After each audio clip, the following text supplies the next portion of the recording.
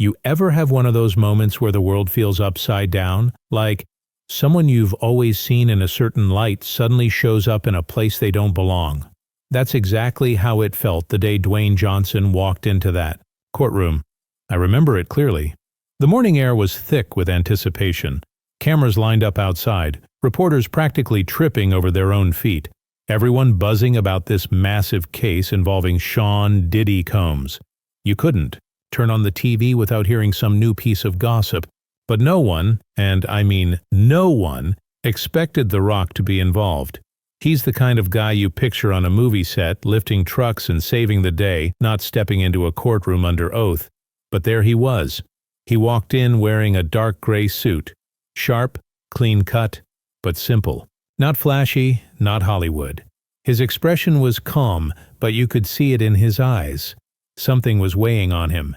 He wasn't there to perform. This wasn't a red carpet moment. This was personal. The room was packed to the walls. Rows of reporters, legal analysts, even a few familiar faces from the entertainment world sat scattered through the benches. Everyone trying to play it cool, but you could feel the tension thick in the air. Some people whispered. Others just stared. I don't think anyone had the faintest clue what he was about to say. Hell, I didn't either. I figured maybe he was there to speak on character or make some sort of neutral statement.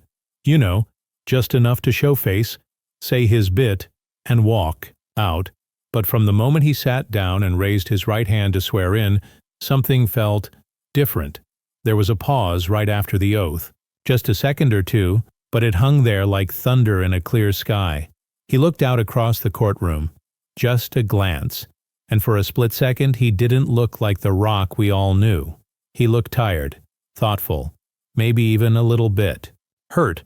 And that's when I knew this wasn't going to be the kind of testimony people forget. Now, most people figured Dwayne Johnson would keep it safe. Say a few respectful words, maybe speak on Diddy's career, how they crossed paths in the industry.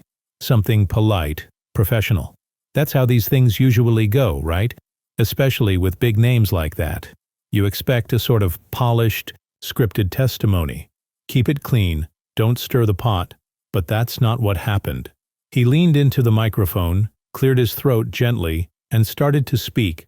Not like a movie star, not like a man with a brand to protect, but like someone who'd been carrying something heavy for a long time. At first, his voice was steady, smooth. He talked about when he first met Diddy, years ago, back in the early 2000s. Said Diddy had a kind of charm, this larger-than-life energy that pulled people in. You don't forget a presence like that, he said, and you could tell he meant it. But then, his tone shifted. He paused, just for a breath, but you could hear the weight in that silence. You could feel the change in the air. Everyone leaned in a little closer. The judge, the jury, even the reporters stopped scribbling for a second. I trusted him, Dwayne said, eyes locked straight ahead. A lot of us did. There was something about the way he said it, like he was confessing something, not just telling a story, like it hurt to say the words out loud. And that's when people started to realize this wasn't going to be a puff piece. This was something else entirely. He went on to describe moments behind the scenes, times when things didn't feel right, meetings that went sideways, people who were suddenly quiet or gone. He didn't accuse, not directly, but the way he spoke, the way he laid things out, it painted a picture, and it wasn't pretty. You could see some folks in the crowd shift uncomfortably in their seats. A few of Diddy's people looked tense, eyes darting, fingers tapping nervously on the bench. No one expected this from The Rock. Not the action hero, not the smiling, crowd-pleasing family man. But there he was, laying down truth, or at least his truth. Slowly, carefully, but without blinking. It was clear this wasn't just about legal duty. This was personal. A kind of reckoning, maybe. He wasn't trying to tear anyone down, but he wasn't protecting anyone either. And that, right, there was the moment the whole room realized something bigger was unfolding. By this point, everyone in that courtroom was locked in. You could hear chairs creaking, coats rustling, those small nervous sounds people make when they know something big is coming but don't know what it is yet. Dwayne had paused again, like he was debating whether or not to keep going. His eyes dropped to the table in front of him, hands clasped tight together. And then he exhaled, slow and deep, like he'd just made a decision. "I saw things," he said. "Things that didn't sit right. Things I didn't speak on back then. And I regret that." That sentence hit like a hammer. People shifted in their seats. Some gasped quietly. Diddy, sitting with his legal team, didn't move. He kept his face neutral, but you could tell his jaw was a little tighter, his stare a little colder. Dwayne didn't shout. He didn't dramatize. He just laid it all out, piece by piece, like someone laying down puzzle parts he'd been keeping in his pocket for years. He spoke about a particular night. He didn't name the location, but the way he described it, you could tell it wasn't just a party. He said there were people there who didn't want to be, people who were nervous, uncomfortable. One of them, a young artist trying to break into the industry, had come to him that night, shaken, told him Diddy had crossed the line. Not just professionally, but personally. Dwayne said the kid looked scared, lost. "I told him to stay strong," he said, voice cracking just slightly. "Told him to keep his head down, keep grinding, and I regret that. I should have done more." That line, it didn't just land, it lingered. You could feel the air leave the room. All the cameras, the lights, the celebrity sparkle. It didn't matter in that moment. What mattered was that a man like Dwayne Johnson was sitting there admitting he'd once looked the other way. And now he wasn't anymore. He didn't accuse Diddy outright. He never pointed a finger and said, "He did this." But the way he described the pattern, the fear, the control, the silence, it said enough. It painted a picture more powerful than any accusation. And maybe that was the most powerful part of all. He didn't need to sensationalize it. He just told the truth as he saw it. That quiet, steady honesty. It shook people more than shouting ever could. After that, the whole room changed. Reporters weren't just writing anymore. They were watching. Lawyers were leaning in. Jurors looked rattled. Even Diddy, for all his control, looked different, less untouchable. Because in that moment, it wasn't just about legal charges. It was about character, about legacy. And The Rock, this man built like a mountain, known for playing heroes, had just shown the world that even the strongest can carry regret. The silence after Dwayne finished speaking was deafening. Not the quiet kind of silence either. It was the kind that presses on your chest, the kind where even the smallest sound, someone clearing their throat or shifting in their seat, feels loud. No one dared to move. No one wanted to be the first to break whatever had just settled over that room. You could see it on the faces. Shock, confusion, even sadness. People came that day expecting entertainment, scandal, maybe even some celebrity drama to gossip about. What they got instead was something raw, something human.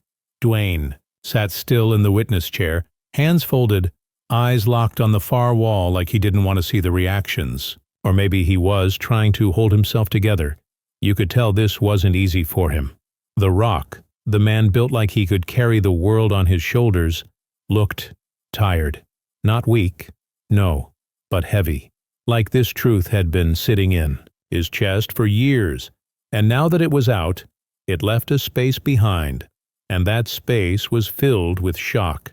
One of Diddy's lawyers leaned into the defense table, whispering frantically. Another was scribbling something down, almost panicked. Meanwhile, Diddy just sat there, arms folded, lips tight, no emotion on his face at all. But his eyes told a different story. There was something behind them. Anger, maybe, or fear, or both. The judge called for a short recess not long after. Maybe she felt the room needed to breathe. Maybe she needed to breathe. But it was clear to everyone. Dwayne's testimony had landed like a lightning strike. Clean, unexpected, and impossible to ignore. As people filed out into the hallway, the buzz began. Reporters whispered into phones, rushing to be the first to post the headline. Observers stood in small groups, eyebrows raised, murmuring things like, "Did you hear what he said about that night?" Or, "He didn't even need to say it outright." We all knew. One man I remember just stood against the wall, shaking his head slowly, as if trying to convince himself he hadn't just heard what he had. It was that kind of moment, where truth doesn't shout, but sinks in deep and stays there. For Dwayne, walking out of the witness box wasn't a victory lap. He didn't nod at anyone, didn't smile. He just walked slowly, quietly, back to his seat, shoulders straight, jaw set, like a man who did what needed to be done, even if it cost him something. And in a way, I think it did, because from that moment on, everything changed. The tone of the trial, the public's view of Diddy, and maybe, most of all, the way people saw Dwayne Johnson, not just as a celebrity, but as a man willing to speak, even when it was uncomfortable, even when it meant letting the world see a little crack. After Dwayne stepped down from the witness stand, the room didn't go back to normal. It couldn't. Something had shifted, and everyone felt it, even if no one said it out loud. The rest of the day moved forward, sure. More testimonies, more legal talk. But the energy was different. You could see it in how people looked at each other. Some avoided eye contact altogether. Others seemed locked in their own heads, like they were trying to process what they'd just witnessed. Outside the courthouse, it was a storm of flashing cameras and questions being shouted over each other. Did The Rock just expose Diddy? What did he mean by those meetings? Was that about a cover-up? Everyone wanted answers, but Dwayne didn't stop to speak. He walked straight through the chaos. Stone-faced, calm, almost solemn. Wasn't performing. He wasn't trying to spin it into some media moment. And honestly, that said more than any statement ever could. Back in the world, the internet exploded. Clips of his testimony circulated within minutes. Social media turned into a battleground, some defending Diddy, others shocked into silence, and many more praising Dwayne for speaking up. But the truth is, what hit people the hardest wasn't what he said about Diddy, it was what he admitted about himself. That line, "I regret not doing more," it stuck. It lingered, because it reminded everyone listening that even strong people, even good people, sometimes stay silent when they shouldn't. And it takes a different kind of strength to say, "I got it wrong, but I'm trying to make it right now." Over the next few days, people started digging deeper, looking at old stories, past events, moments that once seemed harmless but now had a different shadow cast over them. Dwayne's testimony opened a door, and once it was open, there was no closing it again. Diddy's team, of course, pushed back. Statements were released, headlines spun.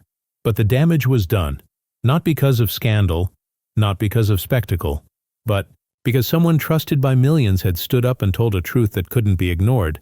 And as for Dwayne, he went quiet for a while after that. No press appearances, no big interviews, just disappeared from the spotlight a bit. And you know what? I think that was intentional, because this wasn't about attention. It wasn't about publicity. It was about finally saying what needed to be said.